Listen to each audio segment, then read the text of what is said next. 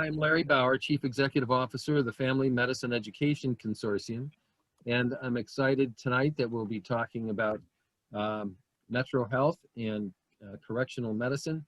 And I'm going to introduce Dr. Hema Senthi Kumar. Yeah. I hope I got close with that, and ask you to take it away. All right. Hello, everybody, and welcome to this session on correctional medicine. I'm very excited to be leading this session, and thanks for your time. Let me first start by introducing myself. I'm Dr. Hemalata Senthil Kumar. I work in the Department of Family Medicine at Metrohealth Medical Center in Cleveland, Ohio. I've been working there for about 13 years, and I'm an associate director for the inpatient service. I'm also in the leadership team for the residency program. I've been working in the county jail 1/2 a day for the past 1 year, and I'm interested in women's health, and that's one of the reasons I started working in the county jail to provide care. So let me invite you all to introduce yourself. I'll call out your names. You can state your name and tell me from where you are from, and maybe 1 or 2 lines about your interest in correction medicine. And then I have 4 slides to present. Probably it would take 10 minutes, and then we can open it for discussion. So let me first call upon the chair for family medicine, Dr. Christine Alexander. Would you like to introduce yourself? Sure. So I'm Dr. Christine Alexander, the chair for about 10 years, also really interested in women's health. And I actually helped to recruit Dr. Santha Kumar when she was a resident, and I was a program director, which is true for several of the faculty who I think will be on this call. So we've been together a long time and really dedicated, share the passion and the mission. Okay. And let me invite Dr. Amber Whited, who's the program director for Family Medicine Department. Sure. Hi, I'm Amber Whited Watson. I'm the program director. I've been with Metro for about 3 years. I've worked intermittently in the jail and am also very passionate about women's health, and which is how I started going to the jail. Okay, thank you. And then Dr. Bode Adibambo, who's the director for the inpatient service in our family medicine department. Hello, I'm Bode Adibambo. I've been faculty at Metro for a little over 20 years, and I'm extremely interested in health disparities and care of vulnerable populations, of which, as you know, incarcerated patients are included. 20%, actually almost 40% of incarcerated patients really are minorities and young men disproportionately. And so that constitutes a huge health disparity gap in our community and nation. So I'm really interested in addressing those gaps and working with these patients. Okay, thank you. So next I call upon Nicholas Pratt. Hi everyone, my name is Nick Pratt. I'm from Cleveland, Ohio. I'm in the Browns won yesterday, so we're excited about that. So I'm in a Neomed's CSU pathway right now, rotating, and I am at St. V's. So a little bit about why I was interested in this session particularly is just because I don't know too much about correctional health. And I was just looking to learn a little bit more. It seemed kind of like an interesting topic to me. Yeah, great, thank you. Shreya Tiwari. Hi, my name is Shreya. I'm from AUC. I'm a 4th year medical student. I'm originally from Toronto, Canada, but right now I'm in Bronx. I'm doing my clinical rotations. I'm just here because I don't have much knowledge about correctional medicine, so I just wanted to learn more, and many of them have like advanced diseases due to lack of healthcare. So I just wanted to know more about that and your experience, and yeah, that's it. Awesome. We will share some of our experience. Next, I call upon Prajesh Joshi. Hello, my name is Prajesh. I am from Seva University. I'm also in my 4th year studies at the moment. I'm interested in the family medicine program, and I am interested in correctional health also because I'm interested in serving the vulnerable populations. I've worked with children with disabilities in the past, and I feel like this would also be a learning opportunity for me. Awesome, great. Um, Lisa S.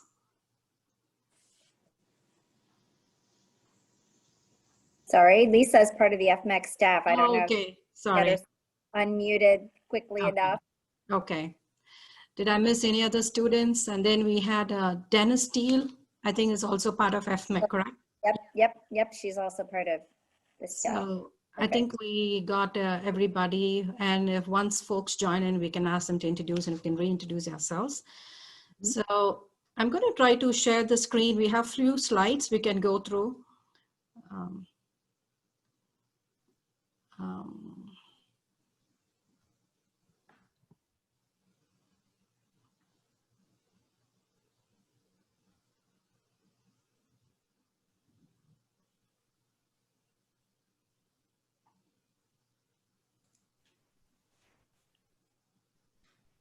Do you have the PowerPoint slides open? Yes, I opened it. Yeah. Can you see the first slide? I have. I think because Microsoft is down, I wasn't sure if the PowerPoint is going to display, but I have my. Does anyone else there on your team have your slides? And because any of them can share the screen too. Oh, I just made you a co-host, so now you should be able to go down and share your screen.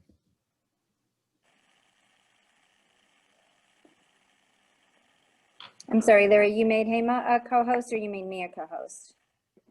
I made him a co-host. Okay. But if you have the slides, I can do the same for you. Well, I'm on my phone. Let me see if I can retrieve it via my email. Hold on.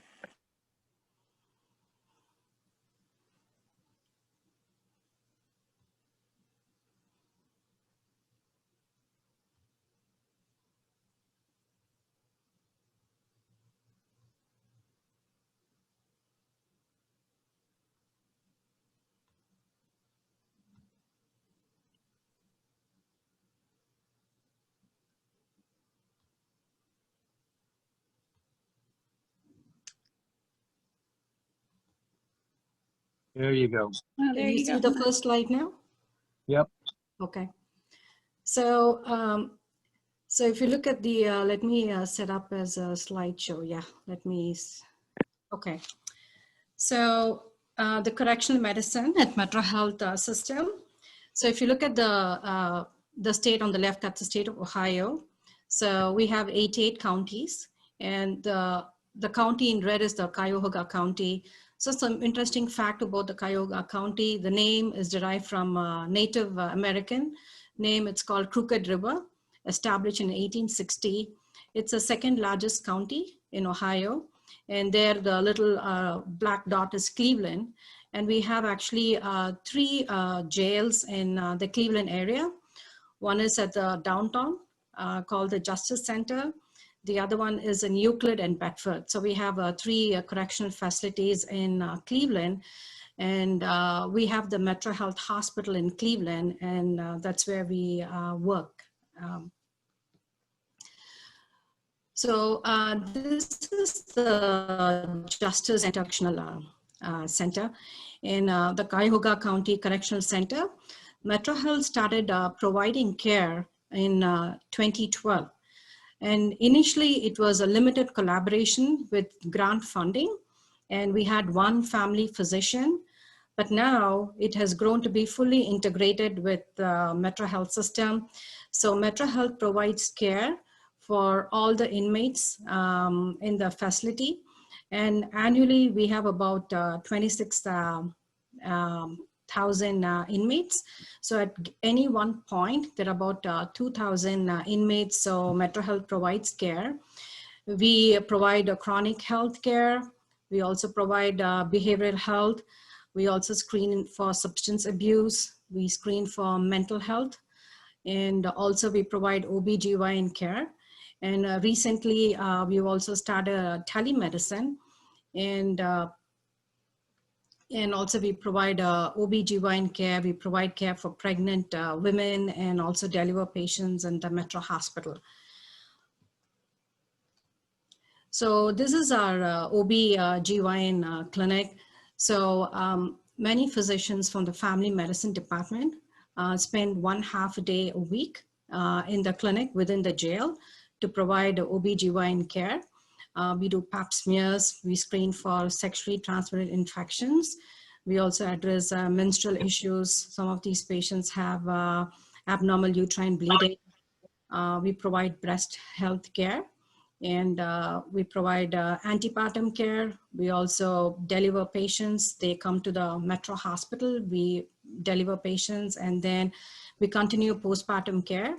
We also encourage breastfeeding, and because if a woman wants to continue breastfeeding, we support that by allowing her to express the milk and refrigerate it, and then we allow family to come and collect the milk, so that way, they're able to continue breastfeeding. And we also do wound check, like sometimes patients would have C-section, so when they come back for postpartum care, we also help with wound check, and we provide contraception. For patients, we can put in IUDs. We still don't have Nexplanon, that is the implant. We are working on that. And so these are some of the services we provide at the facility. And this is the first image on the extreme left is the view where the inmates have to be waiting before they can be seen in the GYN clinic.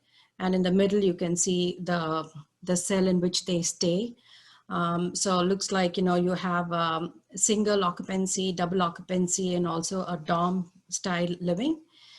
And on the right, you can see the view like what we have from our clinic. We can see that's where the patients are, the inmates are waiting to be seen later on. There's always a correction officer with us. There'll usually be 2 correction officers, one always waiting outside the room. And also there'll be another correction officer who's involved in getting the patients in to the clinic and also taking back to the cell. So if I just told briefly what we've been doing in the GYN clinic, and I see Colin Crow has joined. She's been working there for a long time, providing chronic health care. Do you want to share what you've been doing, Colin? Sure. Yeah. Yeah, thank you, Hema. So I go down there 1 full day a week, and I am the lead on the chronic care service. So I do a lot of chronic disease management. So a lot of management of diabetics, hypertensives. For some reason, we get a lot of heart failure. So really doing the medical management for those patients. We also have the ability to do telehealth consults if for some reason patients need to actually see cardiology or dermatology or pulm. We actually can sort of pull up a telehealth screen and they can interface with the specialist right at Metro, which is awesome.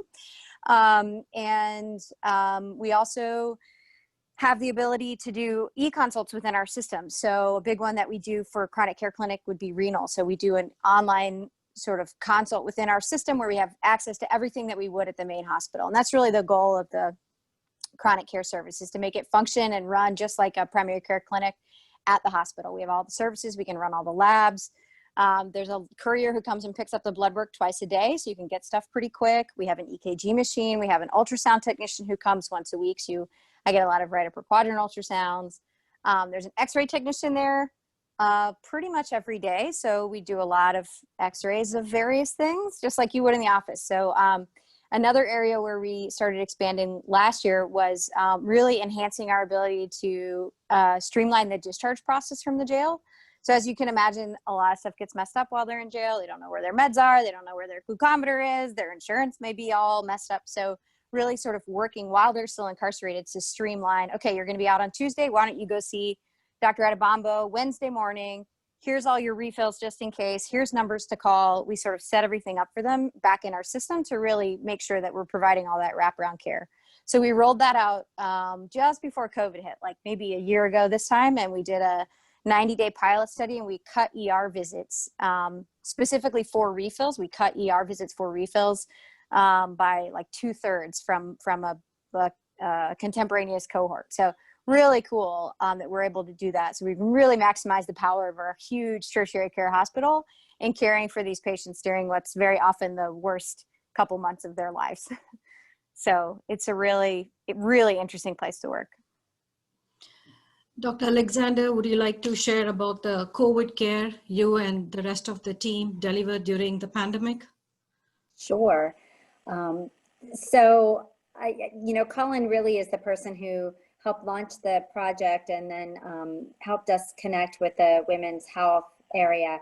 But also to let you know, the woman who's the medical director of the correctional facility is also a family doc, a graduate of our program, who runs the entire program there. And as COVID hit, she knew that the jail would be in trouble. And, we were actually over prescribed. We had many more inmates than ever before. And we were really worried that COVID was going to spread like wildfire. And it seemed like overnight it did.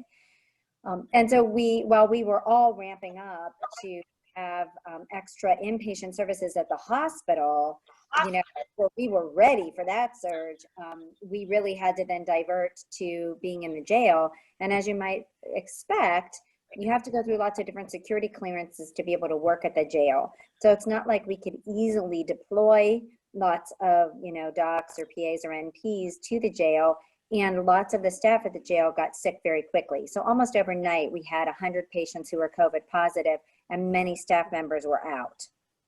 So we actually kind of pivoted with our women's health team, since we were down there already, and kind of increased the amount of time that we were spending at the jail.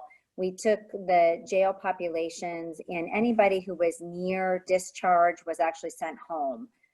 Women who were pregnant and near term, they were sent home. So we did this massive wave of releasing people who were really close to being released anyway, and just kind of expedited that so we could reduce the census at the jail. And then we used the different wards on the jail to isolate people. And once testing became available, they were among the first groups actually to get tested. And we would test, isolate, test, isolate, test, isolate. And you couldn't go back to the regular population until you had 2 negative COVID tests in a row. So we were pretty aggressive about testing. And we actually just went, instead of the patients coming to us in the chronic clinic or the women's health clinic, we actually went to them out on the wards. And it was an amazing, rewarding experience to be able to provide that level of care. We luckily did not have any bad outcomes. And once, that initial 100 people or so that were positive, we were able to really whittle it down. And now we very, very rarely have a case. And most generally, it's when they're coming into the system that they test positive right on entrance to the system. So it's been a huge, huge success. Thank you for sharing.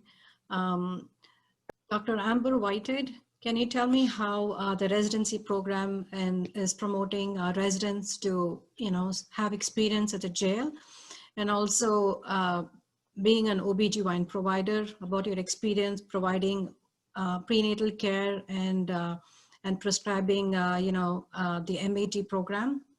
If you could talk about that as well. Sure. So first of all, for the residency, our residents do rotate through the jail. There's been a period of time that they didn't, because of COVID and trying to reduce the amount of providers in the jail. But we're just now starting to get back to that. So all the residents do rotate through on 2 different rotations. So they all get to experience working in the jail, both in the OBGYN clinic that we do, and then Colin, they rotate with you sometimes too, right? Yeah, that's what I thought. And then sometimes they also do chronic care. It's one of our continuity sites. And so those patients are part of family medicine is you have to see 1,650 patients before you graduate, and those patients count towards those numbers. So that makes the residents happy as well.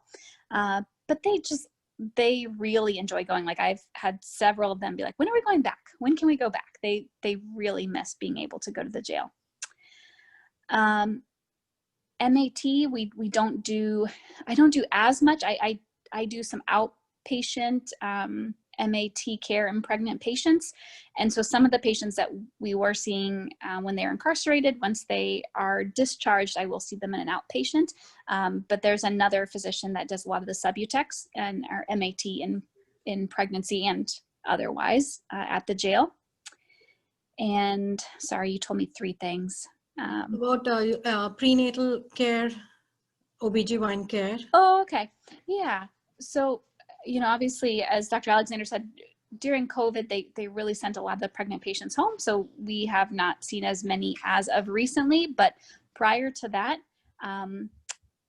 patients that our residents saw or that our faculty saw in the jail, the residents can count as continuity patients. And so they would have seen them a couple of times in the jail. And then when the patient comes in to deliver, our residents come in and get to those deliveries. And it's just been neat for the residents and for the patients. The patients are like, oh, I remember you, and I think it's really nice to have for anybody that familiar face, but especially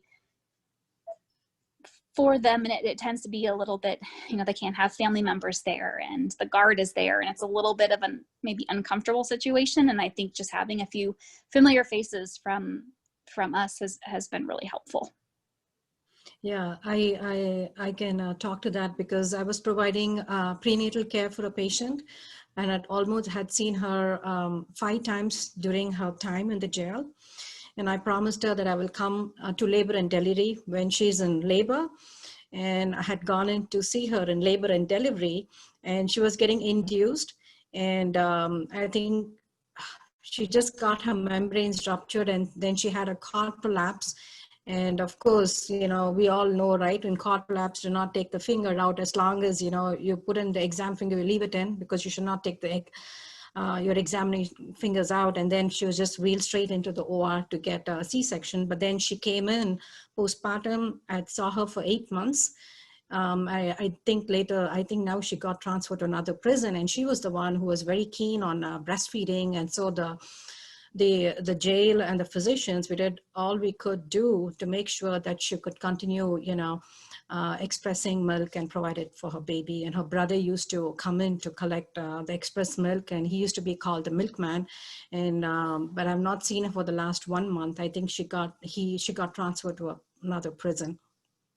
So yes, so we do sort of develop some continuity, and oftentimes, initially when I had some apprehensions of working in the correctional facility, it is just as regular patients, regular patients who are there, who come back to us.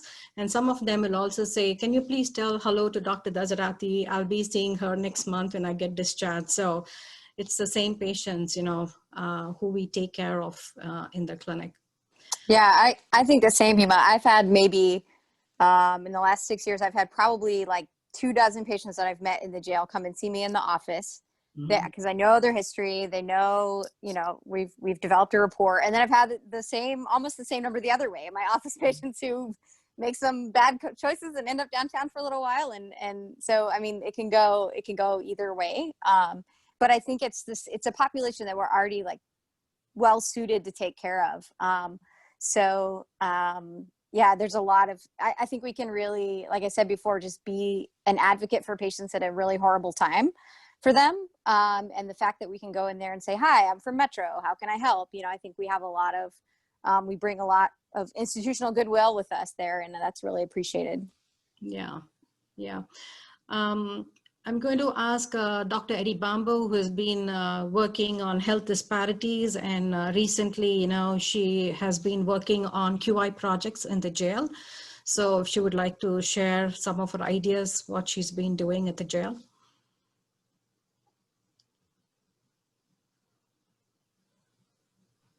I can't hear you. Bode, you're muted.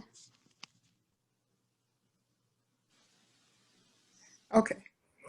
I agree that family medicine physicians are really in a unique position to provide care to incarcerated patients, especially in terms of screening and continuity of care or transitions of care when they leave the jail. But you can imagine that it can be challenging to get all the preventive care done in the jail. And one of the things we're trying to navigate is to actually form processes that really meet the recommendations of the United States Preventive Task Force. As you know, recommendations could be anything from an A to C, depending on whether you have good trials saying that this is the way to go or whether it's more expert opinion. Now, there are some things that are considered to be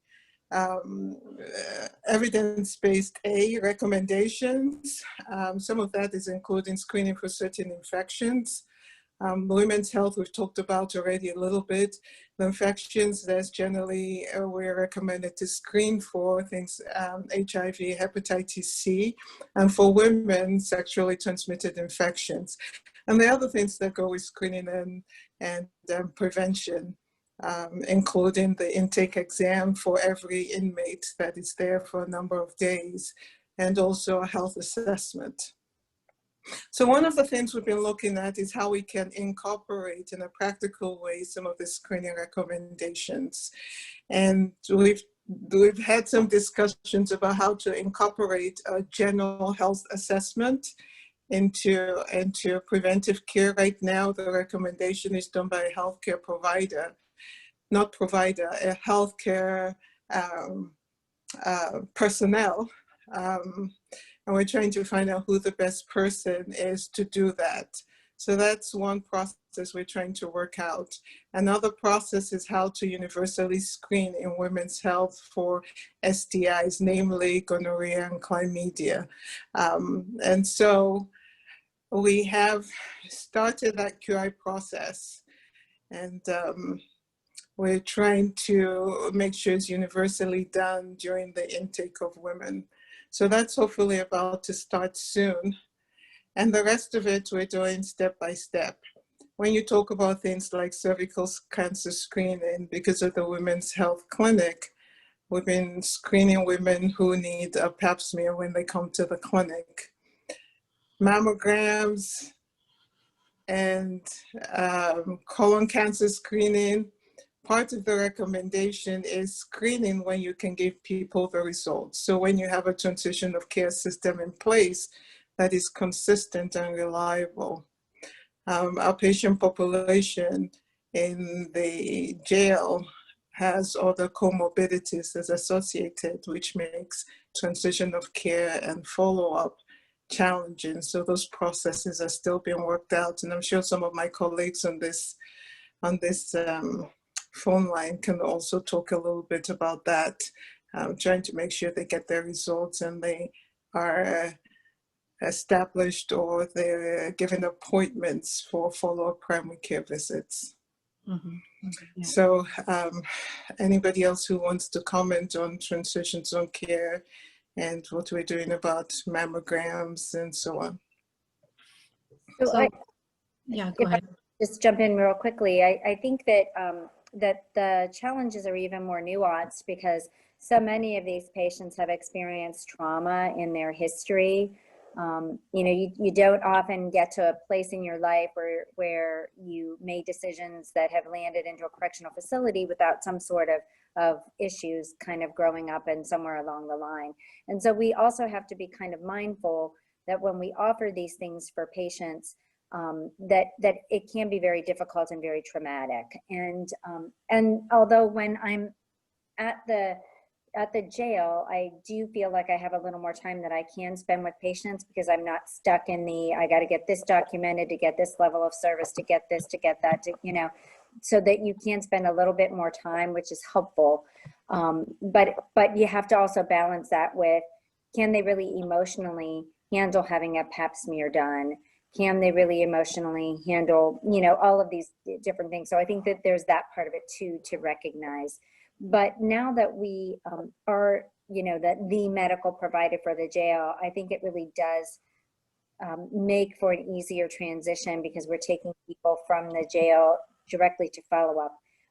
Cullen, I know she mentioned the transitions clinic. I have to tell you, she put so much work into getting that discharge clinic and transitions of care clinic up and going. It took probably over a year just to get to that point where we made sure that people had appointments and that they knew they had appointments and got them refills. Because before that, people were just getting discharged from the jail and we didn't even know they were discharged. Like we thought that they were coming in to be seen and then they're nowhere to be found, and turns out a week before they'd been discharged. So there were all those sorts of things that we had to work through, and I'll let Colin take that from here. But I did want to mention that there are just so many other things that also impact the ability to do the screenings. Yeah, definitely. I mean, it was just a big area where we can really make a big impact. I mean, patients would, once we figured out a system of sort of planning out when they would be discharged and what medications they would need and how to get them their prescriptions. I mean, it was really just a sort of 3D puzzle in space and time. And once we kind of got that all plotted out, I think we can really make a big impact. And you know, so like I said, we cut down the number of people who were coming in to the ER unnecessarily for refills. We increased the number of inmates. The inmates who went through our MDPC, Medical Discharge Planning Clinic, were more likely to go see their PCP, and they may have needed refills, but we actually worked with pharmacy to make a system where not only would I e-scribe to whatever pharmacy was like within walking distance of wherever they were going. One lady was like, well, I'm going to so-and-so's trailer, and I can take my boyfriend's bike and go up West 131st to this Rite Aid. And I was like, okay, I'll send it to the Rite Aid, like wherever you need me to send it. So I think she got it. So we would send the prescriptions, and then we also work with pharmacy to actually dispense the rest of their blister packs. So in the medical carts that go around, they have each pill for, you know, however many times a day in a blister pack. So if I gave pharmacy enough notice, they could actually give them the blister pack to go home with. Which helps a ton because that even cuts out the step of having to take your boyfriend's bike and go to the pharmacy. So I think just sort of leveraging all these different pieces, leveraging all the different parts, we were able to really bend the curve on that. And hopefully we'll be able to continue going forward. So. And with respect to Dr. Alexander's point is that, yes, depending on where people are, sometimes, you know, when these are offered the first time, it takes a number of times before people accept what is being offered, right? In terms of, for example, a urine test just for screening. They may or may not want it at the time of intake. And so at another health assessment, it is available, and they know it's available after they've created some kind of relationship with a provider and are able to go through the testing. So in the jail, I think a lot of times people do get caught up on their preventive care and their screening and what they need, and they have the opportunity to make use of all that is available within the correctional facilities. This is Larry Bauer. I wanted to ask a question. I used to work in corrections many, many years ago in prisons. And for the women, especially who end up in jails, judges typically are reluctant to put women in jail. They usually, unless there's a really serious crime of a violent nature that's been committed. But so when women end up in prison, I would guess, I've not seen the studies, but their ACEs, the percentage of them with very high ACEs scores would be considerable. The number of them with mental health conditions would be considerable, and particularly with use of drugs. And I'm wondering, you know, when people got locked up, there's like a window of time where they can focus. And I'm wondering if you have specific interventions that may help people to begin to focus at that time.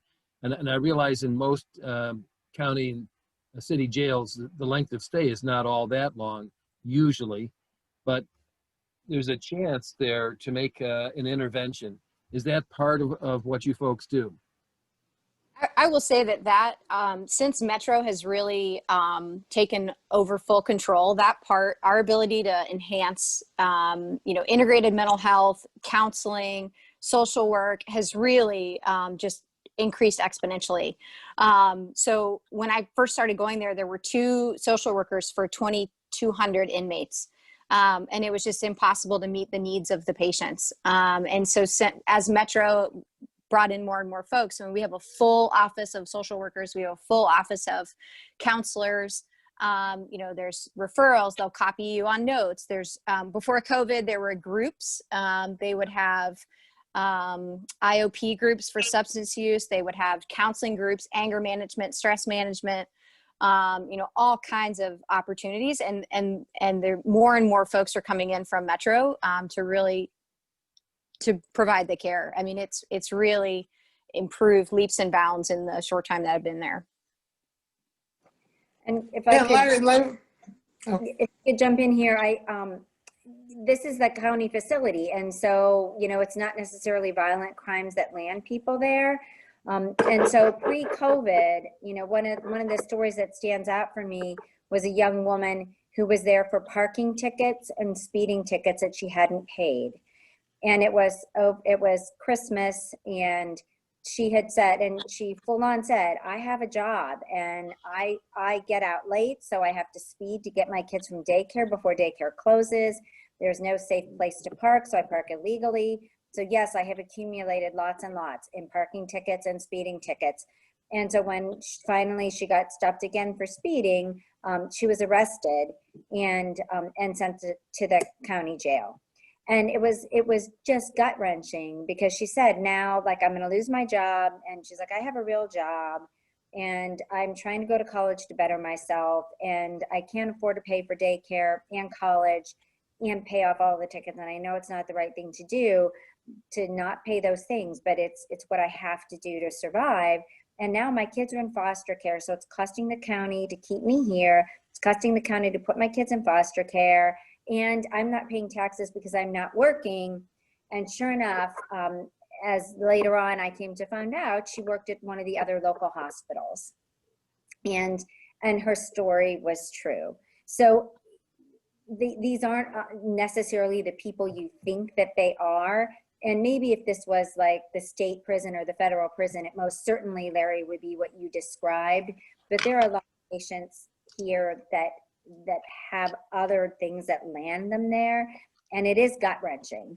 But it helps to provide an opportunity for mentoring and for support, to say, okay, how can we partner with you? How can we help empower you to talk to the daycare about getting some parking spaces close by to them? How can we help empower you to say to your boss, I'm sorry, I can't stay late. I have to go pick my children up, right? So how do we make those interventions in ways that really help her in the long run? So I just wanted to throw that out there. Yep. Prajesh Joshi has a great question.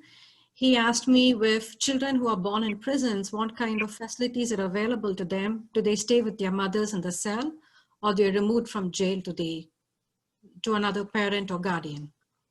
Yeah, so our facility is a jail, so it's a temporary facility. So the patients who we see, for the most part, are confined, but not yet convicted of a crime. So they've not yet seen the judge and been sentenced. So like Larry said, they may end up somewhere for a longer period of time. So if pregnant women do end up going to prison, they will go to a facility in Central Ohio called Marysville, which is really cool. So you can Google this. So I think the Plain Dealer did this big story a couple of years ago, and they have an amazing, like, the whole place is for pregnant women. They have they pull the moms out. They sort of separate them by gestational age. They pull the moms out during the morning and have them work on their GED or work on parenting classes or work on stress management. And then like lay people come in, and there's a daycare in the facility. And then they get bonding time in the afternoon, and they do circle time. And it's like this little huddle, and the babies can stay there for up to 18 months. So let's say a woman is going to get sentenced to prison. They'll try to send her pretty early on in the pregnancy so that she can sort of develop, relationships with the other people at Marysville. And then the babies can stay until they're 18 months. Maybe even they may have extended up to 3 years, which is incredible. Obviously they can't go if they have like a history of violence towards children or child abuse or anything, but very often it's not that. So in the jail, we're not set up for that at all. As Hema mentioned, we do have the ability to have patients express and store breast milk, and people come and pick it up. But for the most part, the babies go into the foster system, the DCFS system. So they'll usually prioritize family for the infant, and then if not that, they'll go into the foster system. That's a great question. Thank you very much. Yeah, and couple of things I learned by working in the jail is we should never tell the patient when she is going for an ultrasound or when she is going to leave the jail facility for an appointment to see a specialist for confidentiality. Because if this happens, then the appointment will be canceled because we should not tell the patient when she's leaving the jail for any appointments from the correctional facility. So this is something we learned it from the hard way. And the other thing is we cannot see any patient without a correction officer. So sometimes, they'll be short-staffed, and if there's no correction officer, then the patient will be not brought to the clinic. So those are the two things which we have to, deal with. Sometimes it happens that we don't have a full staff and there won't be correction officers. I don't know if anybody else has any other experiences they would like to share about jail care, which has been unique. Do anybody else have any questions? The faculty has been speaking for almost 40 minutes. So we wanted to know if the students have any questions. I think there was a great question by Prajesh. Anybody else have any questions? I have a quick question for you. You spoke a little bit about, having the correctional officer with you in the room.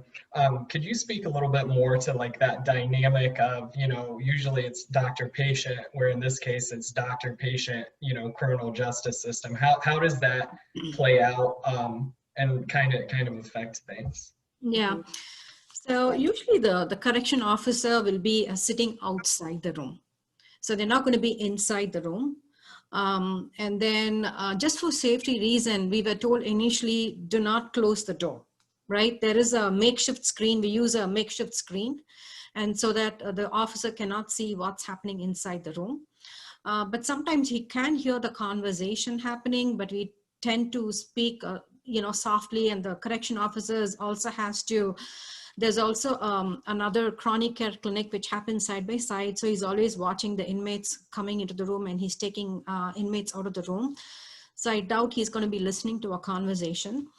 Initially when I went, I used to be very apprehensive. I wanted the correction officer to be there right outside the room. Otherwise I would be a little worried.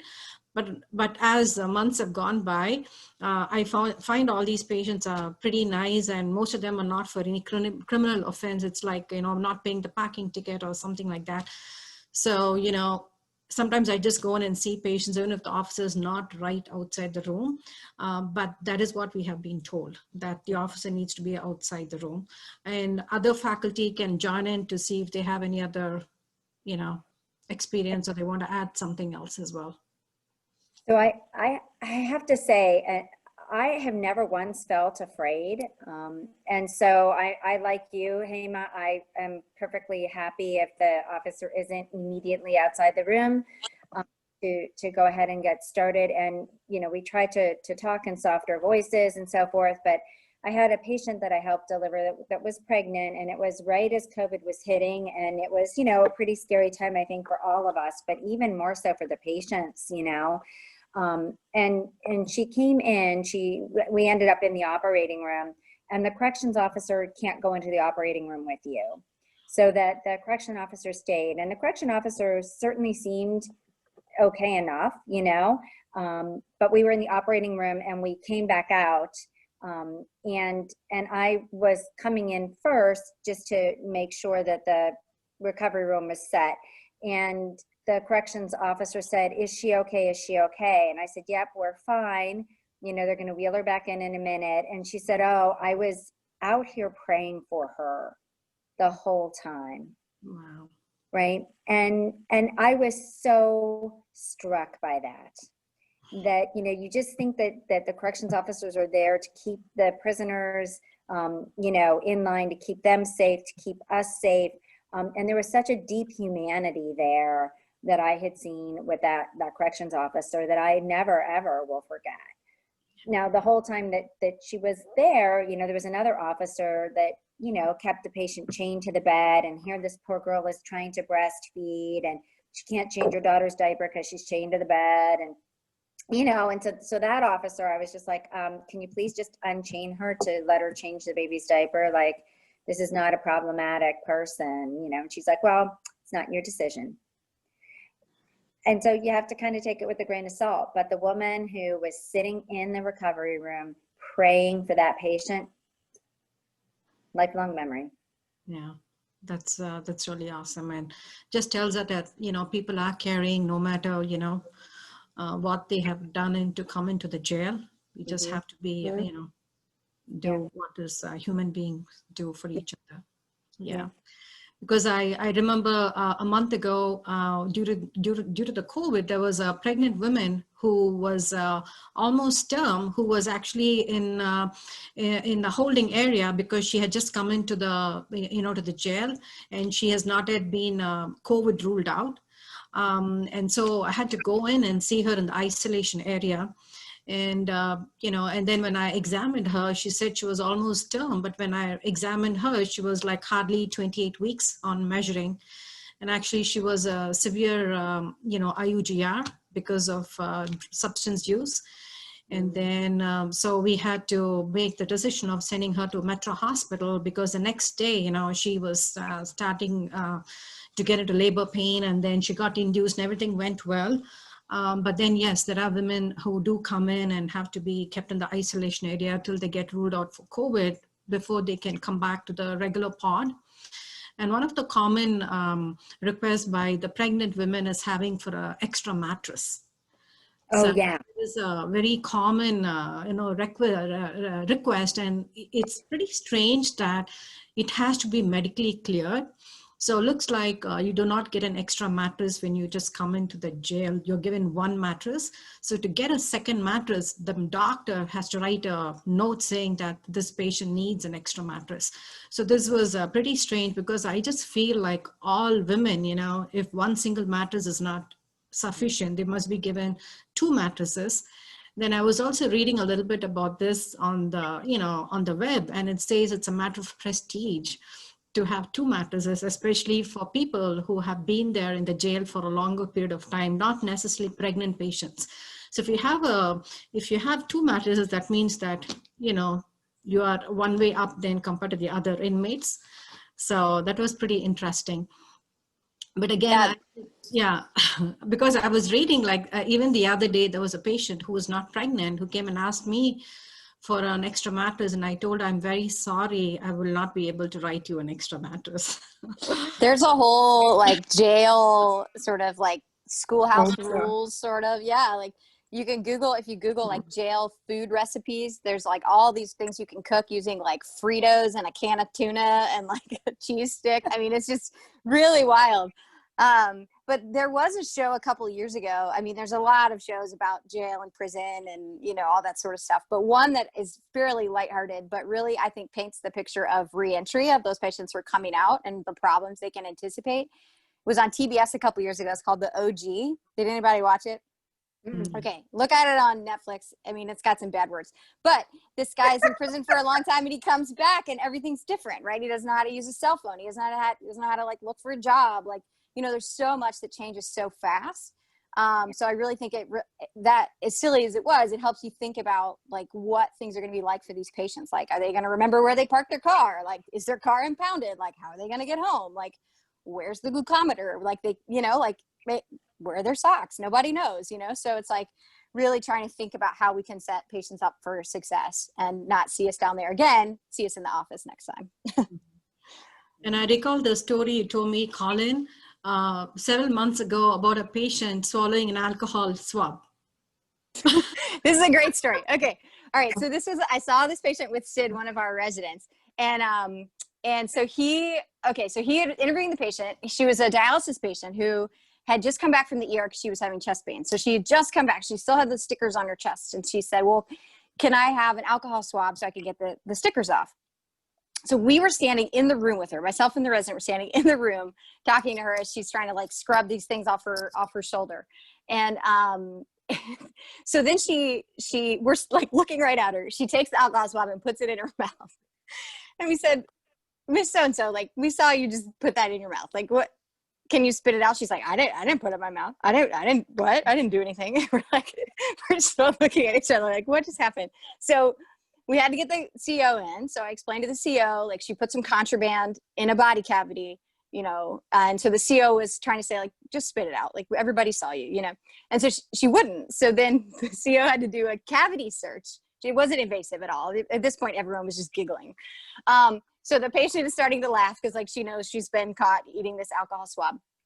But as the CO is doing the pat down, we found some extra contraband in her armpit. Does anyone want to guess what it was? I'm afraid to guess. Could be anything, right? Could be anything. It was a hot dog. And then the best part was she tried to convince me the hot dog was on her dialysis diet. I said, no, it's not. No, it's not. No. So that was a fun afternoon. That was awesome. Everyone was just giggling, like just cracking up. It was hilarious. She did not, you know, the officers can put them in the hole in Bologna Island, they call it, in solitary confinement for that. But the hot dog was pretty harmless, other than her sodium. Right beside that, you know, it's hurting her kidneys. Right, you know. right. That's hysterical. I've never heard that story. With 9 minutes left, I'm just wondering maybe we should pause for a second and ask for questions. So it looks like So there's we've a got- question. Learned in my medical education being incarcerated is a big risk factor in the U.S. for TB. How frequently have you encountered this in Cleveland? Helen, you want to stab at Yeah, that one? so everyone is screened with a PPD at intake. And then there's whole protocols for x-ray. And then we do have negative pressure capabilities within the jail. We have a negative pressure area that we can hold them. And they're seen by ID right away and started on medications. I have actually not seen it. It's always on the test that like, oh, it's a prison guard here with a cough. Like we got to check for TB. But I have not personally seen it down there. But everyone is screened at intake with a PPD. So. Thank you.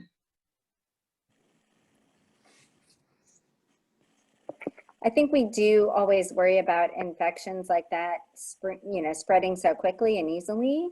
And I just wonder now, you know, in the era of COVID, is that then going to be the thing that we really, really worry about? You know, when somebody comes in with a fever and a cough, are we going to forget about TB because we're going to be so focused on COVID now? Like, will we forget about it? I hope not, because then, you know, it easily can come back. You know, like TB was gone and then HIV came along and all of a sudden TB was back and back big, you know? So, but I do wonder, you know, in the coming years, what will that be and what will that look like? I'm not sure if Chidinma joined us earlier. Would you like to introduce yourself? I see, I think she joined a little later after the introductions were done. You want to just tell where you are from, and we can't hear you. Oh, I didn't realize we were doing introductions. Hi, Okay. Chidinma. I'm doing my 4th year rotations in New York. So I've been here for almost 2 years now. I go to AUC. So I was on island in St. Martin for my 1st year. The hurricane hit, and then I went to UK for my 2nd year. And then I've been in New York for my last 2 years. So that has been very exciting. It's interesting hearing you guys talk about the prison population, because sometimes in the Bronx we have inmates that come in as well. And it's always very interesting to see how the doctors interact with the security guards. Everyone is kind of, you know, shielded. But the way you guys are talking about interacting with them is interesting. Sounds like you're free and you trust the patients. Mm-hmm. Yeah, I mean, honestly, I literally have never felt afraid. I don't know if others feel differently. And maybe it's because, you know, the COs are pretty readily available. I certainly have, there have been times I've felt more afraid at the mall than I have, you know, at the prison. Like yeah. I can certainly relate to that. Initially, I was a little scared and apprehensive. I spoke with Colin a lot and asking all her about her experience in jail. And she just told me it's just like the regular patients you see in the clinic are there, so you don't have to worry. So, and then, you know, the whole thing is, you know, a little scary in the beginning part, right? All this security screening, making sure you're going to the right cell, you don't make a wrong turn and go to another part of the prison. You know, I used to get scared, like, what if I go to another place, you know, how am I going to find my way back? But then, you know, just a couple of times you just make sure you know where to go, which floor and which cell you have to be there. And slowly, you know, after 6-7 months, you will start knowing all the correction officers at every floor, and they'll all be very helpful. And all the nurses, you know, all the nurses, there are administrative staff there as well, right? So if you have any issue about whatever, you know, you can't find an instrument, or you need gloves, or you need some forms to be completed. So there's administrative staff. It's just like a regular clinic. Once you get into the jail, it's just like a regular clinic. You forget that you're in the jail. You know, it's just the initial part when you have to go through all the security. And then when you're coming out, you know, otherwise the rest of it is just like your regular clinic. So it's been an awesome experience for me, and I could do women's health, which unfortunately I don't do much in my clinic because I do more of chronic care. So that's one of the reasons I started doing this women's health, because I can put in IUDs and take care of women's health issues, do prenatal care, which I almost lost doing it in my regular clinic because most of my patient populations are geriatric, they're 60 years and plus. Sometimes it gets very monotonous. You do the same thing, you know, chronic care. And sometimes it's nice when you just do a focused, simple visit, like just, you know, contraception or screening for STI or doing pap smears. I had an interesting patient who had actually come into the jail from another hospital system called University Hospital, which is, you know, in Cleveland. Actually, she was getting treated for breast cancer. And she just came in for a, you know, just to be seen. And I asked her, why are you here? She said, you know, I'm on treatment, chemo. I've been in the jail for a month. I've not been getting my treatment for my breast cancer. So immediately I reached out to the oncologist at Metro Hospital and get her set up with a follow-up with oncology. And then she restarted getting her treatment. So it's amazing that, you know, how much care we are able to provide for these patients because we have all the specialists available within the hospital system to provide care for these patients. Yeah. And I think that's also the beauty of family medicine, that when we first, you know, established care at the jail, they had a myriad of like emergency room people and so forth. And it was really seen as a more so as treat the acute issues sort of approach. And ever since Julia has become more involved and became the medical director, she really has viewed this as a family doc where we take care of the whole patient, where we think about the preventative things, you know, because this might be some of these patients' only opportunity to get the preventative care, you know. So it really is great to have a family doc at the helm who thinks like a family doc, who does the holistic care, who brings in people like us, you know, who welcomed Colin. I mean, honestly, if it wasn't Colin saying, hey, I got an idea, let's go to the jail, none of this would have happened, literally, for years. Years and years and years until, you know, Julia became the medical director and you know, but it really tribute to Colin, who had the original idea. So Colin is also the originator of one of these things you'll hear in the future called library medicine, but that's a talk for another day. So Chidanma is asking, what's the best thing about treating this population for you? Anyone wants to answer? Faculty? For me, it's the relationship. And the fact that it gets you out of the business of medicine, you know, that you really get to take care of people in ways you want to take care of them. Yeah, go ahead, Dr. Eddie Bambo. I was going to say, I think it's the same for me. And I think that since we do mainly women's health, the ladies, they're very appreciative. And it's interesting the kind of information they're looking for, not just about their health, They ask you about every single thing, you know, and they're so eager to get information and to really have that information to take care of themselves. And, you know, they tell you up front that, oh, I've never really had a doctor to talk to, like you guys that come, you know, all my family medicine colleagues that come to the jail. That oftentimes either they're dismissed or they just want to be treated for one specialty thing, but somebody who is open and who will listen to them and hear about everything and, you know, be ready to take care of, do holistic medicine. They're really very appreciative. So that really is what keeps me going. Yeah. And I think it's satisfying because, you know, we as physicians, we just look at them as patients who need care. For whatever reason, I don't know why they have come there, but I think as, you know, as physician, my duty is to provide care. And I think these are patients who really need help, and not many people go to the jail to provide care. So very few physicians are doing this. So I think that way I find what I'm doing is very satisfying. Mhm. Yeah, I agree.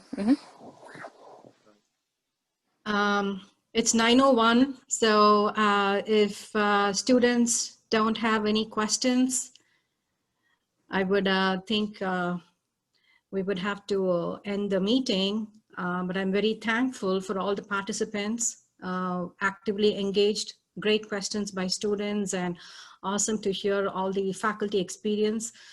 Colin Crow, who has been there for a long time, and slowly she's recruited a lot of physicians, you know, to work at the jail. And thankful for the chair, Dr. Alexander, for letting me spend one half of my clinic time there. It has been very helpful for me to get back into GYN care. So I'm very thankful for that. Anyone Thank else? Metrohealth for all that you're doing. Yeah, thank you. Thank you. Thank you. Our pleasure. Thank you all. It's Yeah. time to you. close things up. Thank you Have very a much. great day, everybody. Thank you for Thank being you. here. Thank you. Thanks. Bye-bye. Bye.